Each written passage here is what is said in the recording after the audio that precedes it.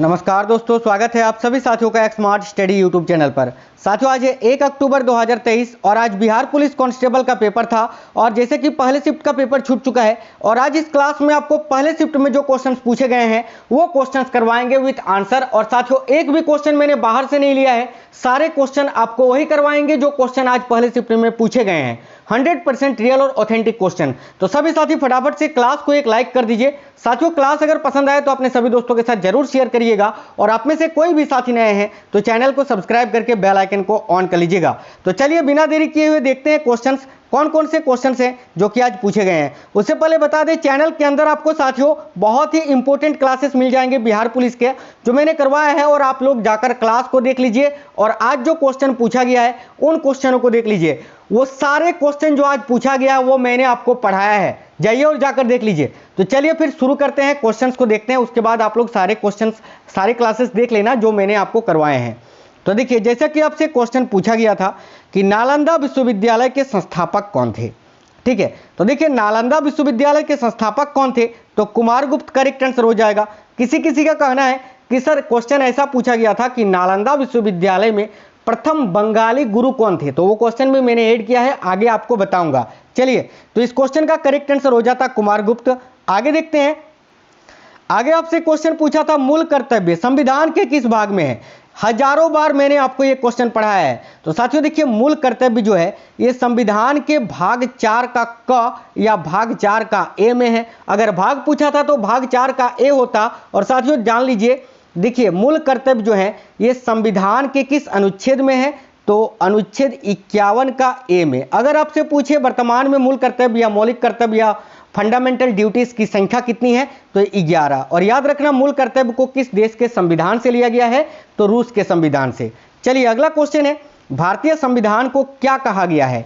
तो देखिए भारतीय संविधान को क्या कहा गया है, राज्यों का संघ, जो कि अनुच्छेद 1 में वर्णित है। संविधान के अनुच्छेद 1 में संविधान को क्या कहा गया है, राज्यों का संघ। तो राज्यों का संघ आपका इस क्वेश्चन का राइट आंसर हो जाता। आगे आपसे क्वेश्चन पूछा था संगोला की संधि कब हुई थी। तो साथियों देखिए, संगोला की संधि जो है ये 1750 ईस्वी में हुआ था, याद रखिएगा। तो इस क्वेश्चन का करेक्ट आंसर हो जाता 1750 में। साथियों, जिनका अभी आने वाले शिफ्टों में पेपर है उनके लिए रामबाण है, बिल्कुल, क्योंकि इसी से मिलता जुलता क्वेश्चन अभी आपको भी जो है पूछा जाएगा। देखिए अगला क्वेश्चन है, नालंदा विश्वविद्यालय का बंगाली गुरु कौन था। तो अगर आपसे पूछा था नालंदा विश्वविद्यालय के संस्थापक, तो मैंने आपको बताया कि कुमारगुप्त होगा। और अगर नालंदा विश्वविद्यालय का बंगाली गुरु कौन था ये पूछा था, तो देखिए करेक्ट आंसर हो जाता वसुबंधु के अनुयायी शिलभद्र। ठीक है, शिलभद्र आपका करेक्ट आंसर हो जाता, जो कि वसुबंधु के अनुयायी थे। या शिलभद्र ऑप्शन में नहीं था तो वसुबंधु आपका दिया हुआ रहेगा ऑप्शन में। दोनों में से एक क्वेश्चन 100% है कि पूछा था, या फिर हो सकता है कि दोनों ही क्वेश्चन पूछा था।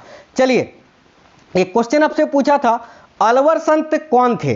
तो भाई देखिए, अलवर संत जो हुआ करते थे ये साथियों कौन थे, तो ये तमिल कवि एवं संत थे, है ना। अलवर ये क्या थे, तो ये तमिल कवि और संत थे, इसका करेक्ट आंसर हो जाता। आगे आपसे क्वेश्चन पूछा था बैक्टीरिया की खोज किसने की थी। तो देखिए बैक्टीरिया यानी जीवाणु, ठीक है, तो जीवाणु की खोज किसने की थी, तो एंटोनी वान ल्यूवेनहक ने। ल्यूवेनहक ने बैक्टीरिया की खोज की थी कब, तो 1683 ईस्वी में। ये क्वेश्चन कई बार मैंने पढ़ाया है, हजारों बार यार, है ना। तो 1683 करेक्ट आंसर हो जाता। याद रखिए, आने वाले शिफ्टों में आपसे पूछा जा सकता है कि वायरस की खोज किसने की थी या विषाणु की खोज किसने की थी। तो याद रखिएगा, विषाणु की खोज किसने की थी, रूस के वैज्ञानिक इवानोवस्की ने, तंबाकू के मोजेक रोग में, है ना। चलिए अगला क्वेश्चन है, आरबीआई के प्रथम गवर्नर कौन थे। अब देखिए, आरबीआई के प्रथम गवर्नर थे सर ओसबर्न स्मिथ। ठीक है, तो सर ओसबर्न स्मिथ आपका करेक्ट आंसर हो जाता। और अगर आपसे यह पूछा था कि आरबीआई के प्रथम भारतीय गवर्नर कौन थे, है ना, तो देखिए प्रथम भारतीय गवर्नर थे सीडी दास। और आरबीआई के अभी वर्तमान में गवर्नर कौन है, तो वर्तमान में गवर्नर है शशिकांत दास जी, है ना। तो याद रखिएगा साथियों, अगर आपसे यह पूछा था कि प्रथम भारतीय गवर्नर कौन थे, तो सीडी दास। और केवल ऐसा पूछा था कि ओवरऑल आरबीआई के प्रथम गवर्नर कौन थे, तो सर ओसबर्न स्मिथ। ठीक है, और वर्तमान में सभी को पता है शशिकांत दास है। बाकी आरबीआई की स्थापना 1935 में हुई थी, याद रखना। चलिए अगला क्वेश्चन है, हवाई द्वीप कहाँ स्थित है? तो देखिए हवाई द्वीप के बारे में पूछा था, तो साथियों हवाई द्वीप जो है ये प्रशांत महासागर में स्थित है। तो प्रशांत महासागर आपका करेक्ट आंसर हो जाता। एक चीज और आपको बता दें, अगर आप लोग पहले शिफ्ट में आज पेपर देकर आए हैं, कोई भी क्वेश्चन याद है तो वीडियो के नीचे कमेंट बॉक्स में कमेंट कर देना, और आपका पेपर कब है, किस शिफ्ट में है, ये आप हमें इस वीडियो के नीचे कमेंट जरूर कर देना।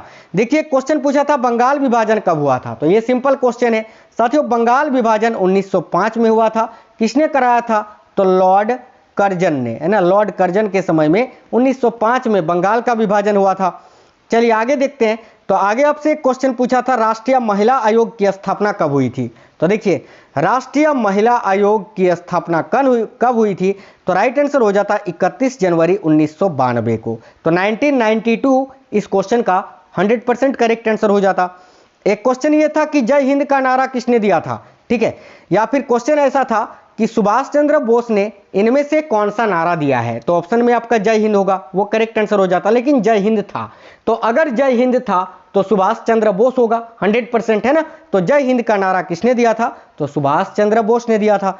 चलिए एक क्वेश्चन था घर का बल्ब किस श्रेणी में जलता है? अब देखिए घर में हमारा बल्ब हो, पंखा हो, टीवी हो, कोई भी चीज हो जो घर में हम उपयोग करते हैं, यानी घर में जो करंट हमारा होता है बिजली, वो किस श्रेणी में होता है? तो समानांतर श्रेणी में। याद रखिएगा समानांतर श्रेणी करेक्ट आंसर हो जाता है, यानी पैरेलल में होता है। चलिए आगे आपसे एक क्वेश्चन पूछा था कि दूसरी पंचवर्षीय योजना की समय अवधि क्या थी? अब देखिए पंचवर्षीय योजना, दूसरी पंचवर्षीय योजना है ना, जिसका मॉडल पीसी महालनोबिस ने दिया था। पीसी महालनोबिस ने इसका मॉडल दिया था, और इसकी समय अवधि थी 1956 से 1961 तक। चलिए आगे देखते हैं। आगे आपसे क्वेश्चन पूछा था नीलकंठ में कौन सा समास है? हिंदी का क्वेश्चन है, समास से क्वेश्चन है। तो साथियों देखिए नीलकंठ में कौन सा समास है ना? तो नीलकंठ में साथियों बहुब्रीहि समास है। चलिए आगे देखते हैं। आगे आपसे क्वेश्चन पूछा था कि गोपाल कृष्ण गोखले ने इनमें से किसकी स्थापना की थी? और ऑप्शन में आपका दिया हुआ था सर्वेंट्स ऑफ इंडिया सोसाइटी। तो इसका करेक्ट आंसर हो जाता सर्वेंट्स ऑफ इंडिया सोसाइटी। देखिए गोपाल कृष्ण गोखले ने 1905 में सर्वेंट्स ऑफ इंडिया सोसाइटी की स्थापना की थी। तो इसका राइट आंसर हो जाता सर्वेंट्स ऑफ इंडिया सोसाइटी, है ना। आगे देखिए आपसे क्वेश्चन पूछा था कांग्रेस के पहले अधिवेशन की अध्यक्षता किसने की थी? तो साथियों कांग्रेस का पहला अधिवेशन हुआ था 1885 में। 1885 में कांग्रेस की स्थापना भी हुई थी। 28 दिसंबर सन 1885 में A.O. ह्यूम ने कांग्रेस की स्थापना की थी, ठीक है। और कांग्रेस के पहले अधिवेशन की अध्यक्षता भी किसने की थी? तो व्योमेश चंद्र बनर्जी ने, याद रखना 1885 में। तो इसका करेक्ट आंसर हो जाता व्योमेश चंद्र बनर्जी, यानी WC बनर्जी के नाम से जिसे आप जानते हैं। चलिए आगे आपसे एक क्वेश्चन पूछा था कि प्राचीन ओलंपिक की शुरुआत कब हुई थी? अब देखिए अगर प्राचीन ओलंपिक पूछा था तो प्राचीन ओलंपिक की शुरुआत हुई थी 776 ईसा पूर्व में। कहां से? तो यूनान से। और अगर ऐसा पूछा था कि पहली बार या प्रथम ओलंपिक खेल कब खेला गया था, तो 1896 में। कहां पर? तो एथेंस में, है ना, एथेंस में। अब दोनों में से क्या क्वेश्चन पूछा गया था, ये आप हमें कमेंट बॉक्स में कमेंट करके बताइए, अगर आप लोग आज पहले शिफ्ट में पेपर देकर आए हैं तो। देखिए हर एक दिन का, हर एक शिफ्ट का मैं प्रॉपर तरीके से आपको एनालिसिस कराऊंगा। इसके अलावा जो जो शिफ्ट से क्वेश्चंस आ रहे हैं वो सारा माफ करना, जो जो टॉपिक से क्वेश्चन आ रहा है वो सारा टॉपिक आपको चैनल के अंदर मिल जाएगा, या तो मैं करा दूंगा इसमें या स्मार्ट स्टडी 2.0 चैनल पे। तो आप लोग वो सारे टॉपिक को देख लेना, 100% आपको सिलेक्शन लेना है इस बार। देखिए क्वेश्चन था कि संविधान की परिकल्पना किसने की थी?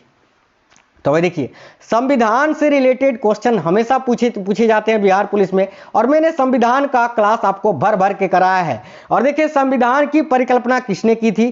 तो M.N. रॉय ने। तो M.N. रॉय आपका करेक्ट आंसर हो जाता। सिंपल सा क्वेश्चन था ये। चलिए आगे आपसे एक क्वेश्चन पूछा था कि खेलों में उत्कृष्ट प्रदान करने वाला पुरस्कार कौन सा है?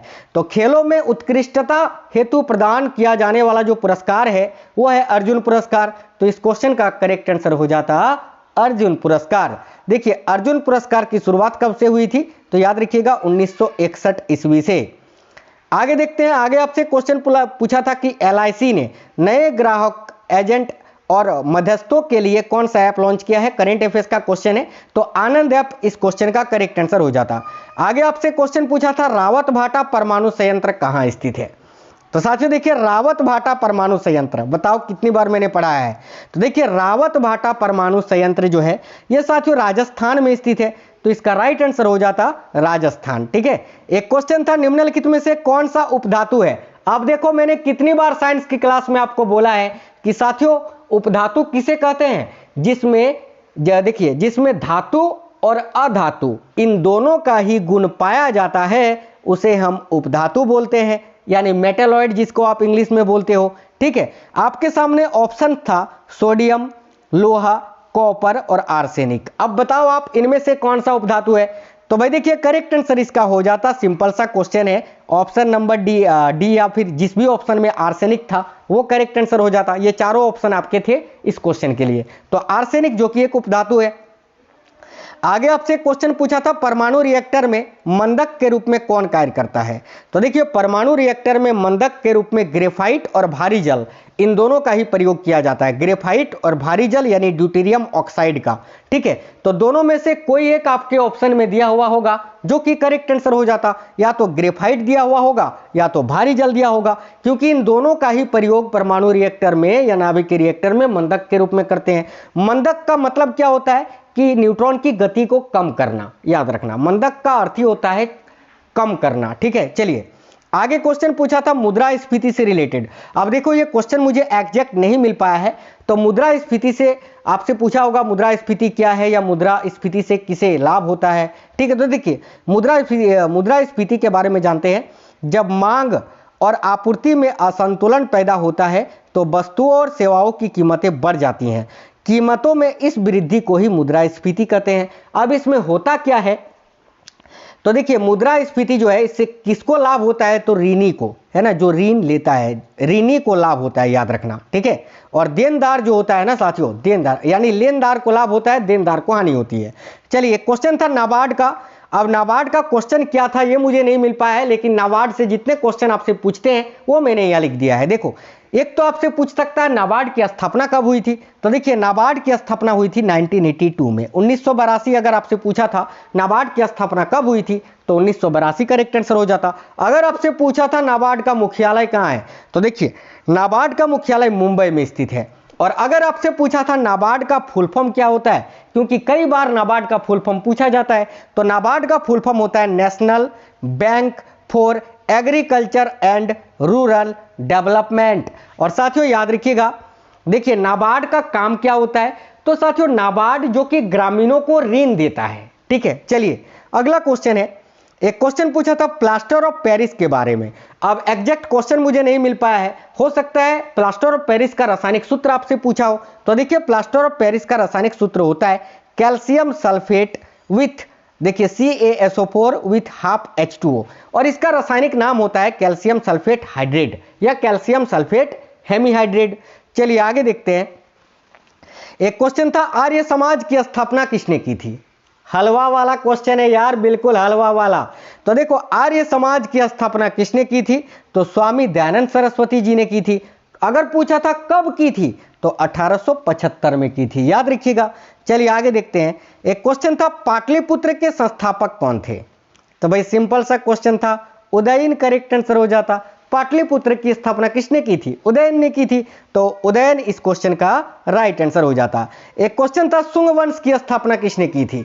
तो देखिए अगर आपसे ये क्वेश्चन पूछा था कि शुंग वंश की स्थापना किसने की थी तो करेक्ट आंसर हो जाता पुष्यमित्र शुंग ने। आगे देखते हैं।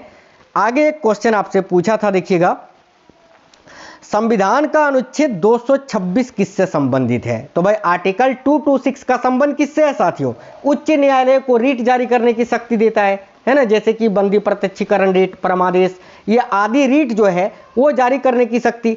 तो याद रखिए अनुच्छेद 226, देखिए अनुच्छेद 226 उच्च न्यायालय को नागरिकों के मौलिक अधिकारों के प्रवर्तन अथवा किसी अन्य उद्देश्य के लिए सभी प्रकार की रीट जारी करने का अधिकार प्रदान करता है। चलिए आगे आपसे एक क्वेश्चन पूछा था वैदिक काल से संबंधित। अब देखिए वैदिक काल से जो क्वेश्चन था साथियों ये मुझे नहीं मिल पाया है एक्चुअल में। ठीक है, तो ये क्वेश्चन क्या था, अगर आप में से किसी को भी याद है तो आप कमेंट बॉक्स में कमेंट कर दीजिए। एक क्वेश्चन था सत्यमेव जयते किस उपनिषद से लिए गए हैं? तो देखिए सत्यमेव जयते ये किस उपनिषद से लिया गया है? तो इसका करेक्ट आंसर हो जाता साथियों मुंडक उपनिषद से। तो मुंडक उपनिषद इसका करेक्ट आंसर हो जाता। आगे आपसे एक क्वेश्चन पूछा था, राज्यसभा के सदस्यों की नियुक्ति कौन करता है? तो देखिए राज्यसभा के सदस्यों की नियुक्ति भारत के राष्ट्रपति, ठीक है, भारत के राष्ट्रपति ऑप्शन में था अगर तो करेक्ट आंसर हो जाता। एक क्वेश्चन शायद प्रोटेम स्पीकर से पूछा था, यह क्वेश्चन भी सही से मिल नहीं पाया है। तो अगर आपसे यह पूछा था कि वर्तमान में प्रोटेम स्पीकर कौन है, तो अभी वर्तमान में लोकसभा के प्रोटेम स्पीकर है वीरेंद्र कुमार जी। और अगर आपसे पूछे लोकसभा के वर्तमान में अध्यक्ष कौन है, तो अभी 17वें लोकसभा अध्यक्ष यानी स्पीकर कौन है? तो ओम बिरला जी, याद रखना ओम बिरला, जो कि अभी वर्तमान में लोकसभा के अध्यक्ष हैं। चलिए एक क्वेश्चन हिंदी का यह भी था कि जो सब कुछ जानता हो उसे क्या कहा जाता है? तो साथियों देखिए जो सब कुछ जानता हो उसके लिए एक शब्द क्या होता है? तो सर्वज्ञ, हिंदी का ये क्वेश्चन था। देखिए मैथ और रीजनिंग की अगर बात करें तो बिल्कुल हलवा वाला क्वेश्चन आ रहा है, ठीक है। खास तौर पे आपको परसेंटेज पढ़ना है, प्रॉफिट एंड लॉस, ठीक है, एज आयु संबंधी प्रश्न बिल्कुल हलवा वाला पूछा जा रहा है। देखिए आपका त्रिभुज से क्वेश्चन आ रहा है साथियों, ट्राइंगल से। इसके अलावा देखिए द्विघात समीकरण से आ रहा है, समानुपात से क्वेश्चन आपके पूछे जा रहे हैं, सिंप्लीफिकेशन से क्वेश्चंस पूछे जा रहे हैं, बोर्ड मास से क्वेश्चंस पूछे जा रहे हैं। ये सब क्वेश्चन, ये सब टॉपिक आप लोग अच्छे से देख लेना। बाकी रीजनिंग में आपका सीरीज पूछा जा रहा है, कोडिंग डिकोडिंग पूछा जा रहा है, और बिल्कुल सिंपल वाले क्वेश्चन पूछे जा रहे हैं जो आपसे पूछा, मतलब कि सिंपल क्वेश्चन जो आप देखते ही आंसर कर दोगे।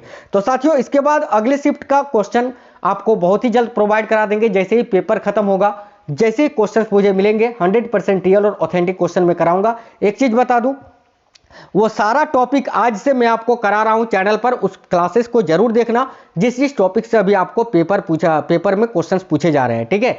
और जो हमारा सेकंड चैनल है स्मार्ट स्टडी 2.0, यहां पर तो ऑलरेडी वो सारा टॉपिक मैंने करा दिया है 2.0 में।